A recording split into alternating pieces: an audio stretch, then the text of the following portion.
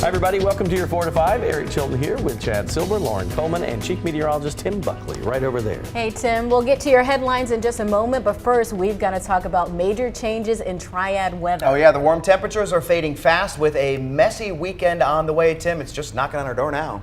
Yeah, it's kind of hard to believe that we'll be in the 30s with rain on Sunday when right now it's still beautiful outside. We have lots of sunshine. Temperatures are warm and really warm. Way warmer than I was expecting for today. We're up to 67. That's because the sunshine poked out. We haven't seen the clouds. Instead, we've been enjoying that dry weather. Now, we are going to still see those changes for the weekend. Notice cooler air is already arriving in the mountains. It's in the 40s there, while we are still in those 60s. Noticing on radar, there's really nothing to find. So your Friday evening, it'll be dry. Saturday too, should be mostly dry from the morning into the afternoon. But if we widen out the view, you kind of see things loading up. There's a lot of rainfall along the Gulf Coast, and our low pressure area that will be our storm is right now in Texas and Arkansas. Let's track this for you for tonight. Clouds are increasing. For tomorrow, clouds will still continue to increase throughout the day. The rainfall starts to move towards Charlotte by around 5 o'clock. And let me be clear, this is mainly going to be a rain event for us here in the Triad. It will start around 7 to 10 o'clock tomorrow evening. That's when it moves in from the south. Temperatures will be in the 30s during most of this rainfall. So it's a really close call, but I am confident it'll be mostly rain for us. Going into Sunday morning, take a look. That's around 7 o'clock. Notice how snow starts to mix in the mountains at that time. And for our area, it's possible we could get a couple of hours of wet snow mixing with the cold rainfall on Sunday afternoon. However, even though it's possible to see some wet snowflakes, I don't really think it's possible that they would be sticking in our area. The snow map does not include us. We are not going to expect any accumulation here at home. In the mountains, they could see 2 to 4 inches, maybe 1 to 2 along the Blue Ridge Parkway, and a little bit less than that if you're in the foothills from Mount Airy over to Wilkesboro. Winter storm watches are up for the North Carolina mountains. That is something to keep in mind if you're traveling there. Elsewhere, we're just going to kind of be on the outside looking in with this winter system. That's your day tomorrow. Clouds are building throughout the afternoon. Rain arrives 7 to 10 o'clock in the evening. And one more thing I wanted to point out for you. Yes, we're going to have a lot of rainfall, but the roads, they should stay wet and not get icy. Also, the wind will be a bit of an issue for Sunday, gusting as high as 35 miles per hour. Not expecting power issues, but we'll keep an eye on it for you. Make sure you're on top of the incoming cold weather with our WFMY News 2 app. It's a free download in the Apple and Google Play Store. There you'll find real forecast changes and the latest traffic updates. Let's get to your 4 to 5 roundup now. First up today, a Davidson County judge is considering whether to move a high-profile murder retrial to another county. Molly Corbett and her father, Tom Martins, want their retrials moved to Forsyth County because they feel they can't get a fair trial in Davidson, where the jury pool is familiar with their case. You'll remember the two were convicted of beating to death Molly's husband, Jason, in 2015. The court sentenced them both to life, but it was overturned in 2021, sparking a retrial. There is no timeline on when the judge will make his decision. It was quite the morning on Golden Gate Drive in Greensboro when a standoff shut down part of a neighborhood. The SWAT team showed up and it all came to a close a couple hours later. It's not clear if the person was arrested or what prompted the standoff. Right now, Winston-Salem police are investigating a drive-by shooting. Officers say it happened this morning on East Sprague Street. When they got to the scene, they found 2 people hurt. One of them is under 18. Both victims are expected to be okay. The Triad community can get free medicine tomorrow in Alamance County. North Carolina MedAssist is teaming up with local organizations to host a mobile pharmacy. It's open to people over the age of 18 who need over-the-counter items like cold medicine, vitamins, and first aid supplies. The event is from 9 a.m. to 2 p.m. at Ebenezer United Church of Christ in Burlington. A viral weight loss trend is being blamed for a shortage of diabetic drugs. Celebrities and influencers are using drugs like Ozempic to help with the weight loss. The injectable drug improves blood sugar and heart function, but it also suppresses appetite. Dr. Jessica Bartfield works at Atrium Health Wake Forest Baptist Weight Management Center. She says it's important that patients understand the goal of these type of drugs currently on the market. I think one of the most important aspects of this is the differences in which medications are approved for type 2 diabetes treatment and which medications are approved for weight management, and therefore who are the best candidates to utilize these medications. Dr. Bartfield says a lower dose under the brand name Ozempic is approved for treatment of type 2 diabetes, while a higher dose of the brand name Wegovy is approved for weight loss management. And so patients who do not have a diagnosis of type 2 diabetes, but could benefit with this medication as a part of their treatment plan for weight management should be utilizing that dose, not using the lower dose kind of on that off-label approach. Dr. Bartfield says both drugs should be utilized under medical supervision and after discussion with a healthcare provider. She says insurance typically does not cover the use of these drugs specifically for weight management. On average, she says those patients are looking at a monthly cost anywhere between $1,000 and $1,400. She did want to say this is great improvement in weight management and obesity and all that stuff, but with all the hype and things we're seeing on social media, she wanted to break down the differences between these drugs, like the Ozempic is specifically for people with type 2 diabetes, but a side effect of it is also losing weight, while the Wegovy is for those who are looking to maintain their weight. It's interesting because it's almost like I'm afraid people would say this and say, I need that medicine, even though they may not be diabetic, just to try to lose weight, and that's a dangerous decision. Right. I think a lot of people would do pretty much just about anything. It's just crazy that, that one drug, we've seen this before, is meant for one thing, but then all of a sudden people learn about more about it and find out that it's good for something else too. And so then all of a sudden it takes off that way. Everybody wants to jump on the bandwagon, but she was saying, as far as like the coverage goes, if you're not a diabetic, you're more than likely not going to get coverage for it, but there are people who have benefited from this drug that, are dealing with weight management. So she says, health experts are working to make it more available for those cases. But also, people are like, oh, maybe I need to grab onto this so I can lose a couple pounds. This is for long-term use for people who really do need that type of weight loss and control. So she says if you are someone who thinks you might want to use this for a couple months, you're likely to gain all of that weight back.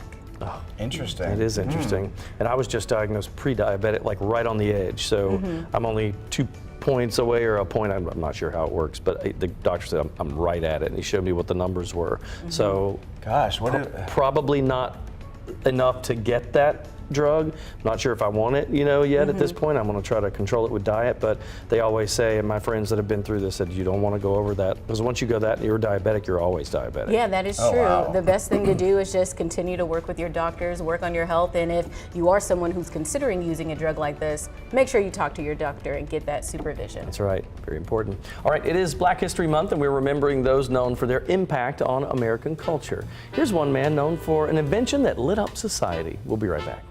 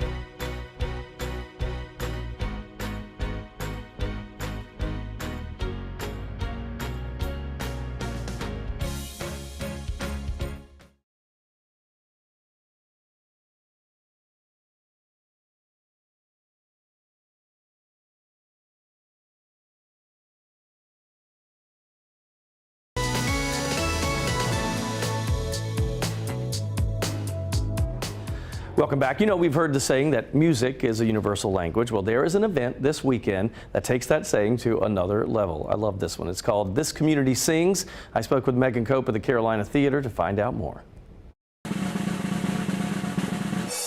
Well, this is one of my favorite, not only one of my favorite venues, but one of my favorite events of the year. Megan Cope with the Carolina Theater with us. And so talk about This Community Sings, because it's been going on for several years now, and it's just kind of a music bring everybody together thing. It has. I would say it's our fourth annual, but I don't know if I can say that after a few years of pandemic. But This Community Sings was one of our last events before everything had to shut down for the stay-at-home orders, but we could not be more delighted to have it back. This will be our fourth year doing the event and welcoming everybody in. It's a completely free event, a community sing-along, and it's just a lot of fun. I mean, really describe because the atmosphere to me is really cool. It's super interactive. They break the wall between there's no wall here. Everybody's all together. Explain that. Literally interactive. We're counting on it. We want you to come in. We have songbooks ready. You can download it or you can actually physically hold the book, and we want you to sing along. We're going to learn the songs together. You can learn the different parts. So if you want to harmonize, I think we can probably make that happen. Probably would for work you. that. Live your professional singing dreams from the Carolina Theater. And it's cool. So to me, it's kind of the music is the universal language, right? And we're all come together through song. Absolutely. No age, there is no bound. We want everybody. Come on in and join us in these songs. It's so cool. And they have musicians. Look, we happen to have some musicians, and let's hear what we'll hear this weekend.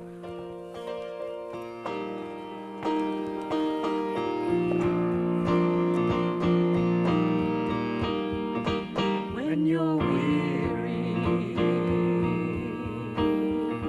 feeling small, when tears are in your eyes, I will dry them all. I'm on your side. Oh, when times get rough and friends just can't be found, like a bridge over troubled water, I will lay me down. Like a bridge over troubled water, I will lay me down. Nice little round of applause. It sounded great. So the cool thing about this event is, and just a quick note, it won't look like that. It's the open stage, lights are all up, everything. Kind of like this. Back there. Yes, there we go. Right, there you go. And everybody gets up on stage. They'll have a host. I hosted the first one they ever did, and they teach you. There are a couple music performances. Then they break the audience down to sections, and they teach you parts to 3 different songs. They take a Wow. couple hours to go through all that individually with everybody, and then the whole theater, audience, and stage people all sing it together. That sounds it's really like cool. a great time. I went to an event a couple years ago, pre-pandemic, back in Memphis called Trap Karaoke, and it was a similar kind of concept. There was a DJ on stage, they had words going across the screen, and people were singing in the audience. That's They had cool. some people on stage, and it was like a big concert, essentially, without the celebrity guests, but it was a lot of It's fun. I can't imagine how much, that hurt for them to take those years off during the pandemic. I mean, just like all, we all sacrificed, but I mean, I can't imagine the excitement that they have coming back now. So it was building too. So I hosted it one year, and then I went to one the second year, didn't host it and wanted to participate in it, and I could see the audience building. And then this video behind us that was up of the last one, which I didn't attend, like now they're almost filling the Carolina Theater, which I think is 1,300 seats roughly. So it's free, totally free. What kind of genre of music? Is it a little bit of everything? Is it Everything. modern and old school? So it's the craziest mix of, like, one year I think they were, in fact this year I think they are performing Livin' La Vida Loca, that song. cool. And then like that was Bridge Over Troubled Water, that's one of the songs this year. So they do 3 that are totally different. It's fun. family friendly too. Yes, absolutely. Sounds like lot a of good fun. time. Head out there. That is Sunday at 3 p.m. at the Carolina Theater. We've got all the information on WFMYnews2.com. And it's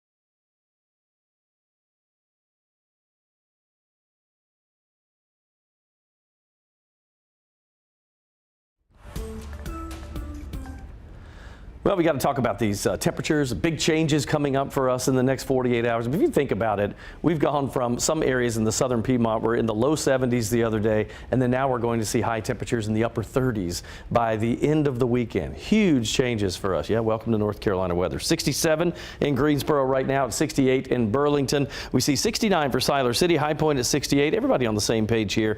Boone, the cold spot, of course, at 49 degrees in the higher elevations there. Hour by hour, as we head into the night tonight, you notice temperatures slow to drop, but we think we'll see some 40s, some upper 40s by midnight.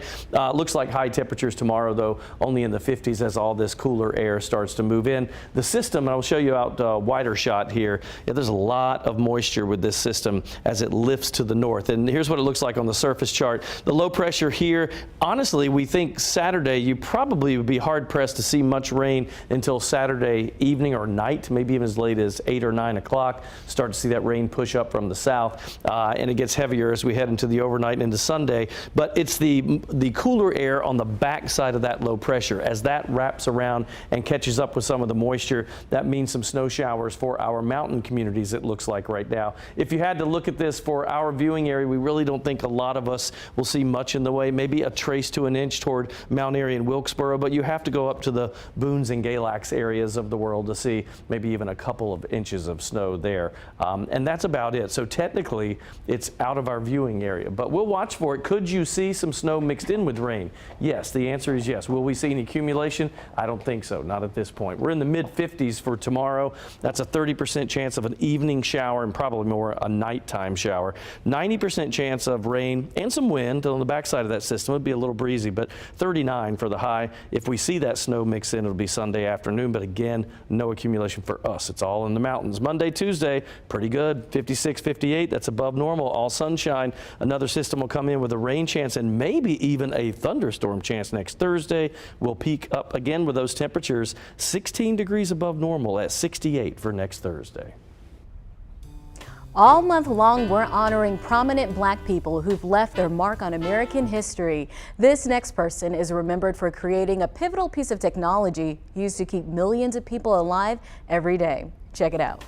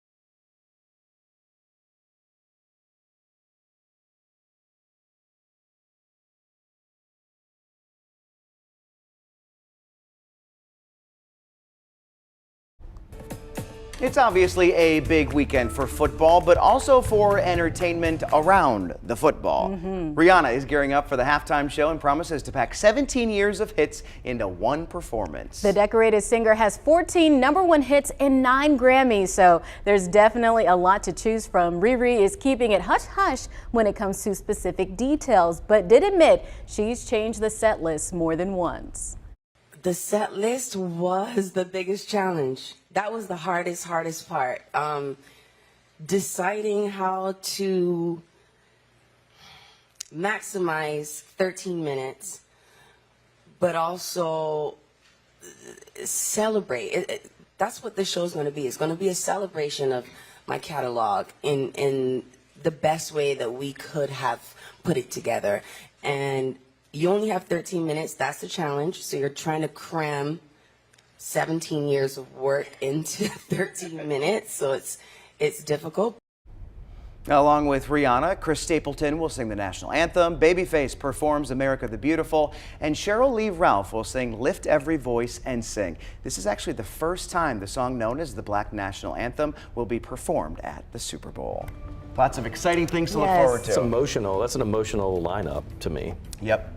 I love Rihanna. I wonder, well, you know, Umbrella's going to be Yeah, there. Umbrella's going to be there. I love that song. I was wondering how she's going to be able to squeeze all of this into 13 minutes because she's got a lot of hits. She has Umbrella, she has Disturbia, Rude Boy, Shut Up and Drive.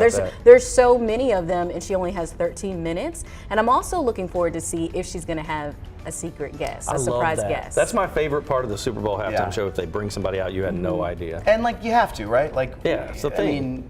I mean, she will. Yeah. I'm hoping it's Drake.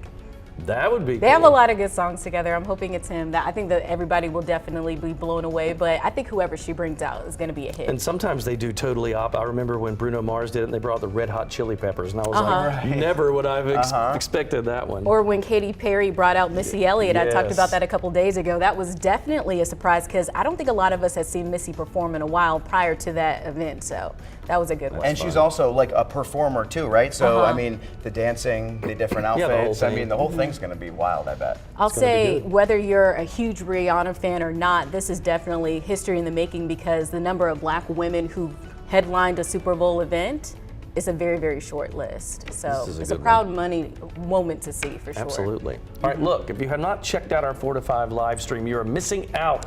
We talk about things we don't talk about on the news. We even have an exclusive Facebook group. It's called the 4 to 5 Club. Just look for that on Facebook, and all you have to do is click join, and we'll let you in. Also, check out Lauren Coleman's Facebook page. We're live right now. Yeah, we're live. Woo! Woo-hoo!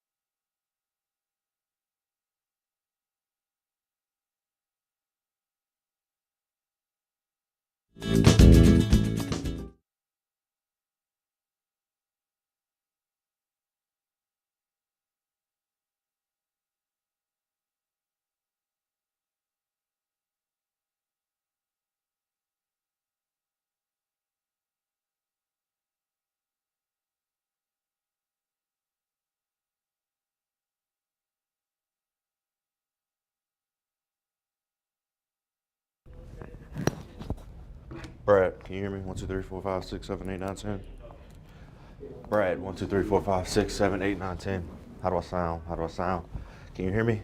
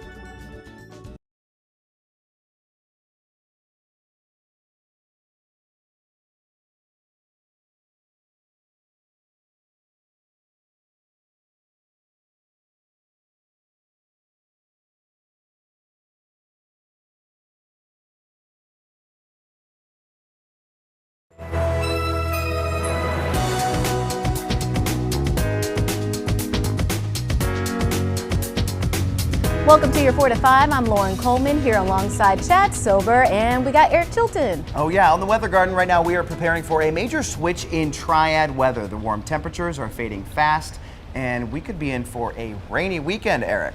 Yeah, this is going to be one of those situations where the air will actually be warmer at the beginning of the day or even into the night last night than we'll see in the afternoon. So cold air, advection, it all just starts to push in. And so in the middle of the night, if you were to wake up and walk outside, it's going to be warmer then than it will be by tomorrow afternoon when we normally hit our high temperatures. So pretty much in the 50s tomorrow. Temperatures for the most part now we're in the upper 60s to lower 70s depending on where you are, but kind of an average is about 63 to 68 in that stretch.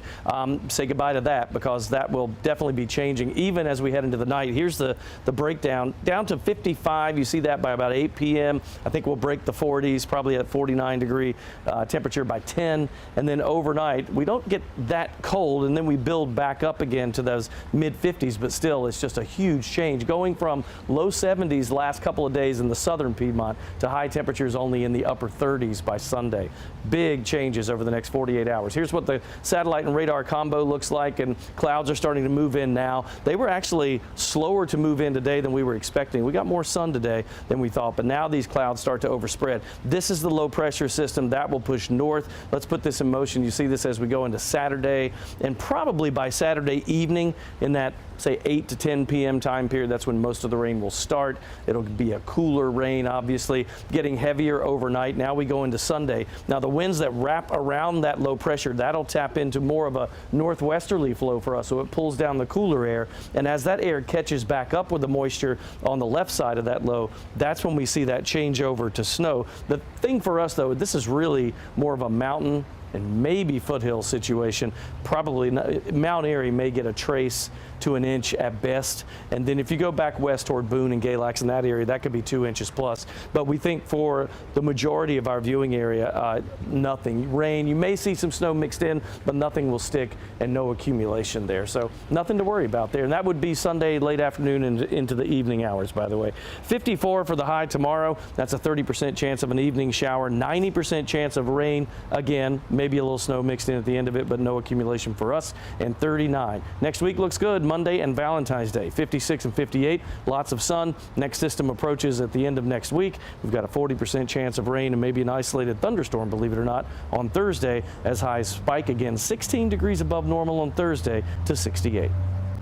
It's important you're on top of the incoming weather with our free app. There you'll find real-time forecast changes and any traffic updates. It's perfect for when there's some uncertainty in the forecast.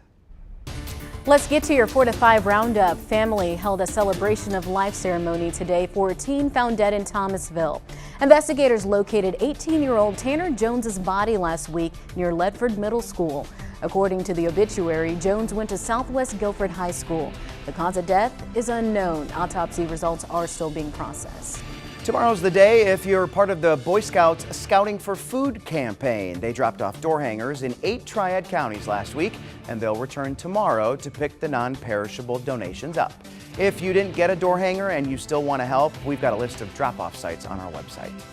No surprise, inflation is likely impacting the cost of Super Bowl snacks this year, up 11% compared to last year. The cost of beer is 8% higher. Here's one silver lining, the price of wings. You might remember when prices shot up recently. Well, now they're down 17%. Experts predict Americans will eat enough wings this weekend to circle the planet 3 times. That is insane. The big game is just 2 days away, and while football is the focal point, there is a lot of other moments that they say we can look forward to here. So we asked you on our Facebook page about your favorite Super Bowl moments. Is it the game? Is it Rihanna's halftime show, commercials, or the food? Barbara says the game. Go Eagles. She's got a dog in the hunt. Tim's is ready to see Rihanna for halftime there, and so is Ray with the heart eye emoji there. Cindy doesn't. Cindy doesn't care for any of it. She says she doesn't like the sport and will be watching Hallmark movies. To each his own. That's good. Yeah, I have to watch it. It's just like a thing. But Yeah. It's a mandate that you watch the Super Bowl. Is it? I think It is. Did you mean mandate like the word or two words separate? Mandate, like the It man could be- has you know what, a Chad? date to watch the Super It could be Bowl. both. Right. I think it could be both. Hey, women can like the Super Bowl. Oh, yeah, too. true. Absolutely. It's a woman date. A woman date. It's a new word. Right. Well, I'm pretty much there for the entertainment, the food, the halftime show, and the commercials. I'm not cheering for either team this go around, so I just want to be there for the experience, be around friends and family, and for wings. I also like the experience too, even if I don't care about the team, or even if I do care about the team. I just love all of it. Being with friends, eating bad food, drinking, watching TV. Yeah. I just love that. I mean, it's almost like a rite of passage. You know, it's like Yeah. it's an American thing to do. What about you, Jay? You're absolutely right. Y'all already know my favorite part of the Super Bowl is the actual game. Yeah. It's a very few games that I can remember that were a snooze fest. I'm a big fan of halftime performance. I will be tuned in, locked in for Rihanna. Yep. I do love Rihanna. I can't wait till she performs Desperado. That's my favorite song of all time. But there's nothing better than just sitting there and watching 6-8 months worth of work come into 60 minutes worth of football. Yeah. That's my favorite part. Leave everything out there on the gridiron. Yep. One walks away champion, one walks away defeated, crushed. It's the ultimate. It's drama. It's just, Yeah. it's perfect. And who do you think's going to win? I got the Eagles. I got the Eagles. Got the tomorrow. Eagles? Yeah, I think they Hey. got a better team overall. Okay. What about you guys, or you don't care? I mean, I care. But, I care because it's the Super Bowl. But I don't love either team. But I think Chiefs have had their moment for a while. So you're lately, like, so I'll go with let the somebody Eagles. else through. I think the Chiefs will win, but I want the Eagles to win. Yeah. Okay, That's cool. exactly right. Like I said, I'm not really pulling for anyone, but I really like when it comes to the Super Bowl how everybody's tied and connected. You go on Twitter, everybody's talking about plays that were made or talking about the halftime show and the commercials, and I like to go on and see what other folks are talking about. I was at the bank today, and there was an Eagles fan and a Chiefs fan that were going at it in a fun way. I'm like, wow, even at the bank there are They have people their like shirts on and everything. Oh, that's fun. cute. I love it. Lauren, you're very absolutely right though. The Super Bowl is like a cultural event that everyone is Yeah, tied to. everyone's It doesn't matter talking where you're about from in the country and around the world, really. Everybody stops and everything kind of stops, and when the Super Bowl is going on, we all have one thing that can connect us, and we all enjoy together. Yeah. And hold on, and Cindy, but she'll be watching the Hallmark. She'll be watching Yes, Hallmark. that's fine. She'll be sneaking in to watch some of those commercials, though. That's right. All right, now we're gonna go from the most anticipated game in the world to the world of gaming. Back here in Greensboro, the students over at the Middle College at UNCG continue to make history. Recently, the university opened their state-of-the-art esports arena on campus. Now that caught the eye and the attention of many of the Middle College students. They put together a proposal that would make them the first North Carolina Middle College with an esports club. I wanted to be a part of like the community and like the tournaments, because here everyone can help each other like grow, and they can help each other get better at games. And here it lets people like they can use all these high-tech computers, they can play all these games and interact with other college students. Bethany Hannon is the teacher sponsor for the esports club. She tells us she volunteers her time because she knows how important it is for these kids to not only develop academically, but socially as well. I really want them to have a space that they just come and have fun and relax. And because, I mean, our students are highly motivated. They're very busy during the day. And so I thought this would be a great opportunity for them to interact with students who are maybe outside their normal circle too. And we spoke with a second student that found herself outside of her normal circle and inside her school's new esports lounge.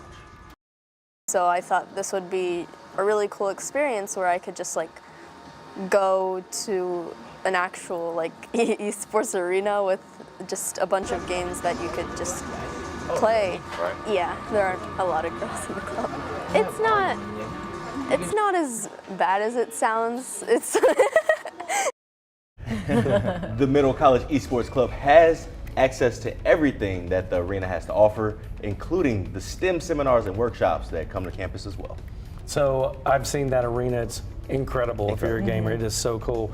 And believe it or not, the parents are going, oh no, you know, am I gonna play a video game? So one of my twins who goes to Savannah College of Art and Design, he just made the varsity esports Call of Duty team. Oh, wow. And he just found out that if someone drops out or gets booted or whatever, that he could get a scholarship So if he gets this, he would have the last 2 years paid for. You hear that, parents? Is That that means what's playing crazy? video games pay off. It can. It could pay for your school. So did he have to try out to He get on did. this He had team? to audition and go amazing. through tryouts and levels of tryouts, and they had their first match, and they played Duke actually recently. So the colleges play each other. That is awesome. And they lost that one, but he said he did well. So they're talking to him about kind of you're on the list of you can move up, like going up to varsity, that kind of thing. It's incredible that this has evolved so quickly. I mean, you did your story, was it last year? Yeah, last year. I mean, and they have now established so much for themselves, but then also working like statewide. I mean, it's crazy. Across the country.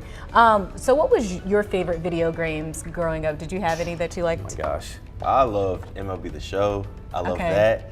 I loved all the sports games. My brother's real big into Call of Duty.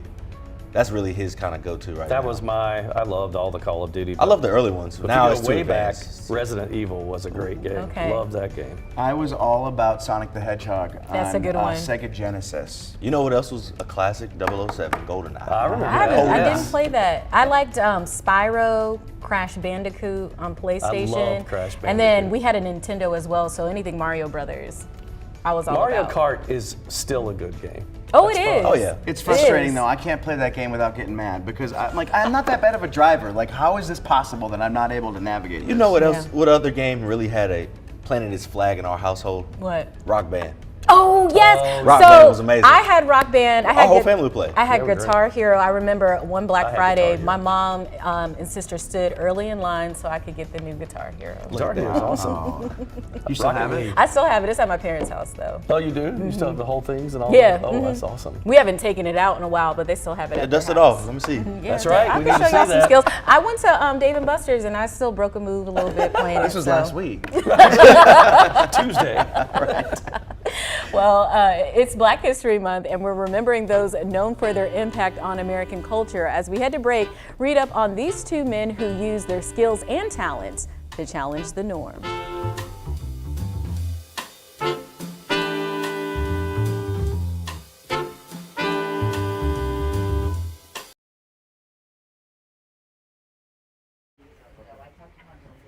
Hey, ice cold milk and an Oreo cookie, they forever go together like a classic combination.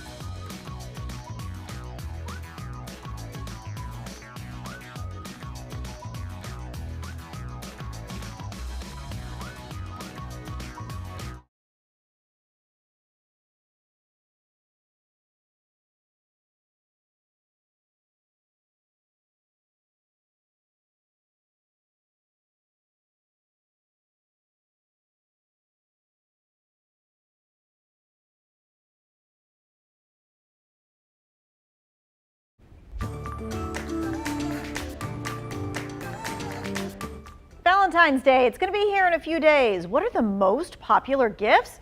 Is it candy? Is it jewelry?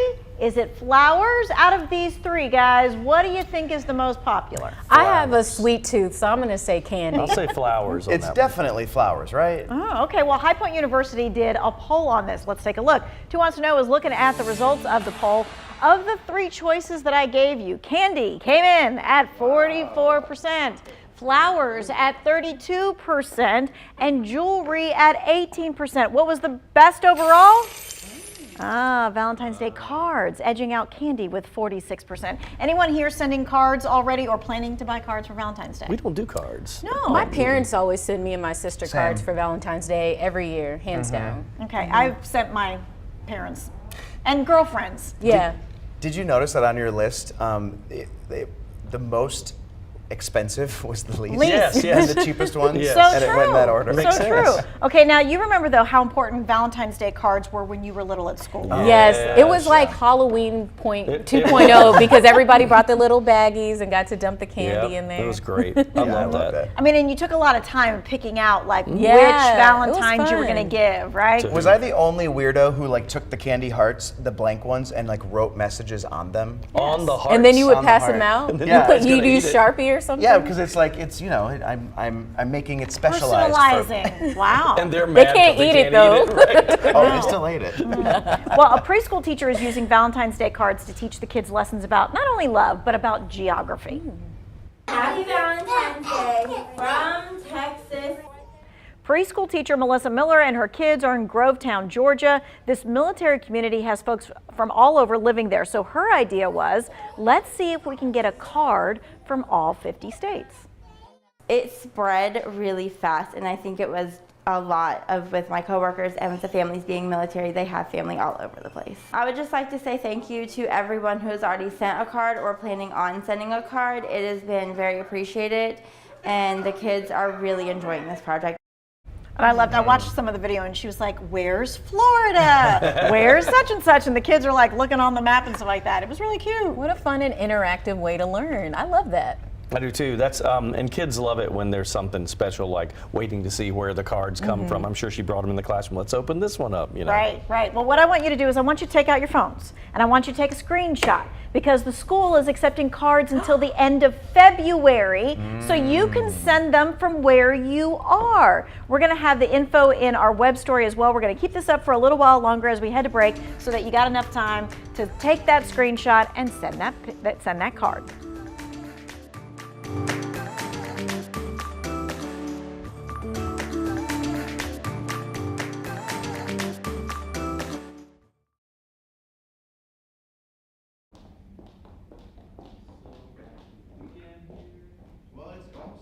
Yo, mic check, Jalen, 1, 2, 3, 4, 5, 6, 7.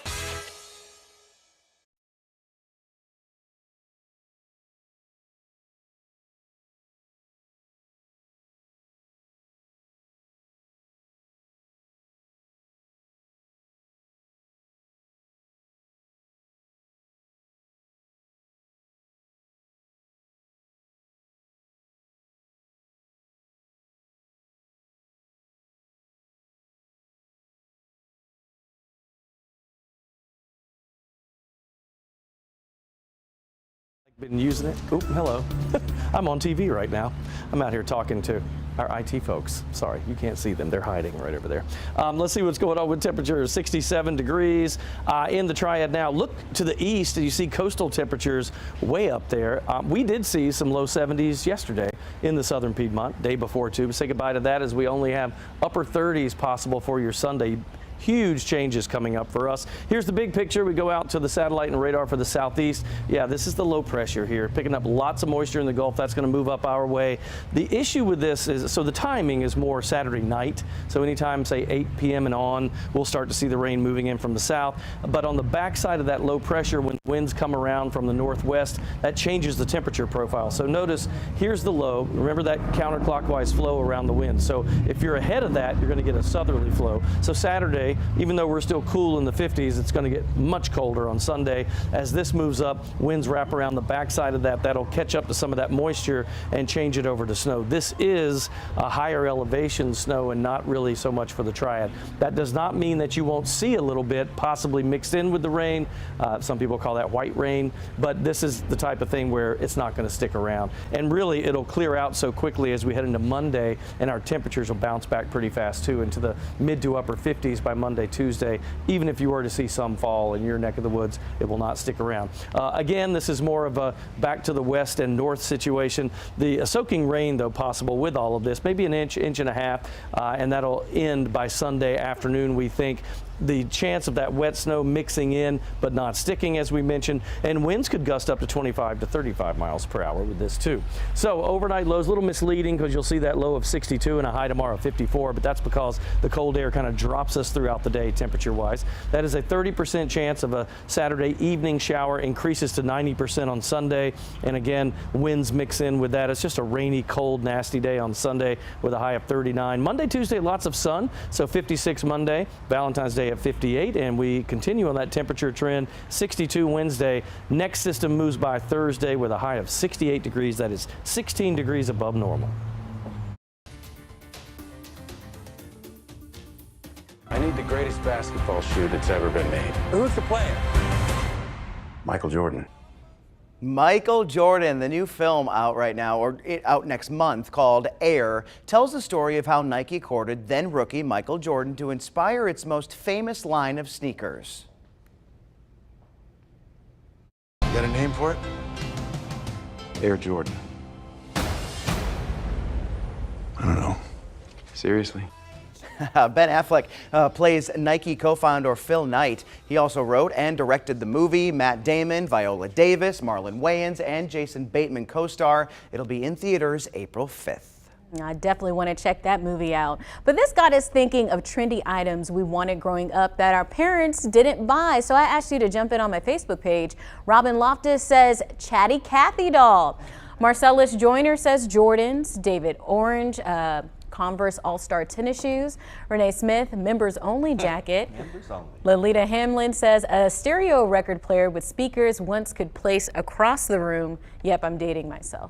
I remember when Jordans first came out, and that was such a huge deal. Yeah. And the Converse, well, I think what they were talking about, some people call them Chuck Taylors, but you know, those, the canvas, old school looking Converse, they reissued those back out when I was in middle school, and that was huge. Were those the Converse that people used to play basketball in? So it was, that's pre-me, but yes, Okay. they did used to use, they have no support. People use them now for Terrible like fashion. Yeah, basketball. terrible basketball shoe. But then when high top leather Air Jordans came out in the 80s, that was gigantic. Okay.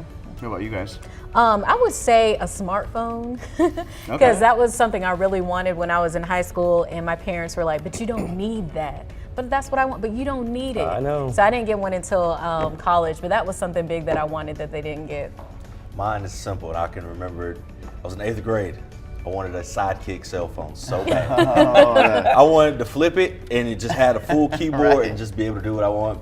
So they were only available with the T-Mobile. We have Verizon. My mom was like, I'm not switching my phone plans. So a Sidekick phone. That's the like horizontal. It was this one, and then you flip it. Yeah, I remember those. I remember that. I had the regular flip phone To in be high cool, school. right? It was in every rap video, anything on television, any movie, everybody had a Sidekick. Cool person had that. Yeah, if you were cool That's on right. TV, you had a Sidekick. My parents wouldn't let me. I really wanted Heelys, the shoes that had the wheels. Yeah. Oh, I had Oh. Heelys. I convinced them to let me get them. The first day I got them, I sprained my ankle and had to lie to my parents about it. Wow. Hopefully they're not watching. Look at Laura. Because I remember a lot of schools weren't allowing people to wear those. That's dangerous. We'll be right back.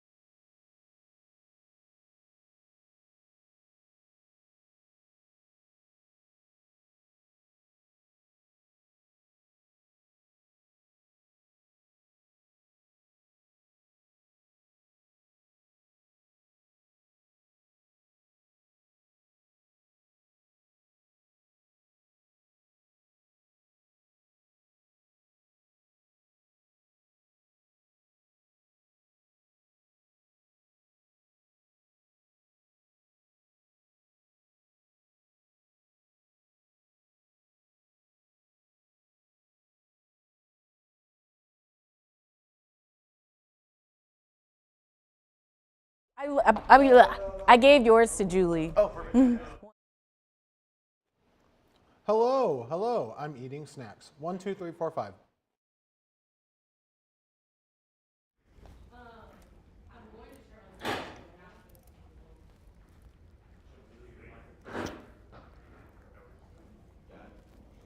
Hi, getting ready to talk about the China balloon. Hey, ice cold milk and an Oreo cookie, they forever go together.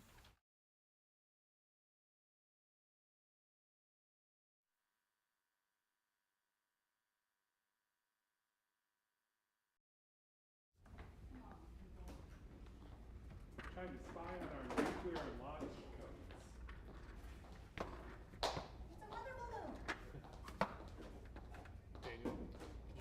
He's putting his earpiece I can announce. Yeah, I got you. You got me. 1, 2, 3, 4, 5, 6, 7.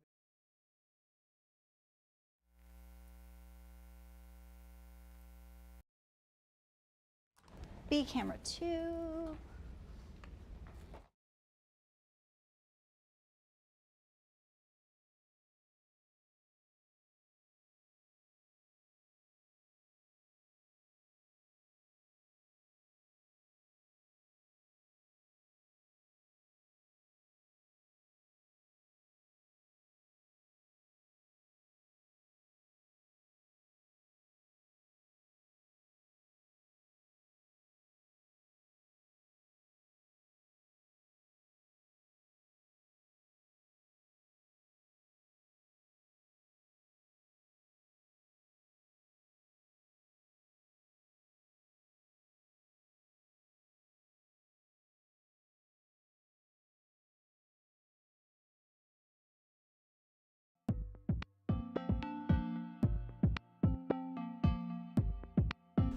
Hi there, it's time for my 2 cents. And today, at first I was going to talk about career, but then I found some advice for career that to me applies to both career and life. It was on a website called maxthelist.org, which basically is more of a career thing. But then I thought, you know what, this applies to life. So they had a quote from Steve Jobs that said, you can't connect the dots looking forward. You really have to look backwards to connect the dots. And he's talking about for us, right? For you, for your person.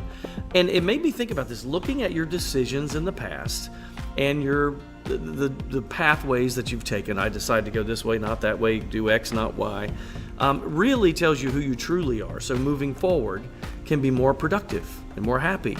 So it made me think of this. They had some questions that said, when's the last time you felt a deep sense of accomplishment? So if you think about that from a career standpoint, you might say, oh, it's when I was doing this type of work. Maybe I should work more on that. Or from a personal standpoint, it's when I did this for this person that made me feel better. Where did you fail in the situations in your past? That will help you in the future. When did you take the most risks? What do you care about the most? What truly makes you happy? All of these questions define who we are. And this article made a lot of sense. So my dad used to say, you can't drive looking in the rearview mirror your whole life, you gotta look ahead. But now I realize it's a combination. Looking in the past to see what you've done can help you for the future, but you don't wanna stare at your past and not pay attention to what's in front of you. you might miss some opportunities, both personally and professionally. But that's just my 2 cents, and that's your 4 to 5. WFMY News 2 at 5 starts now.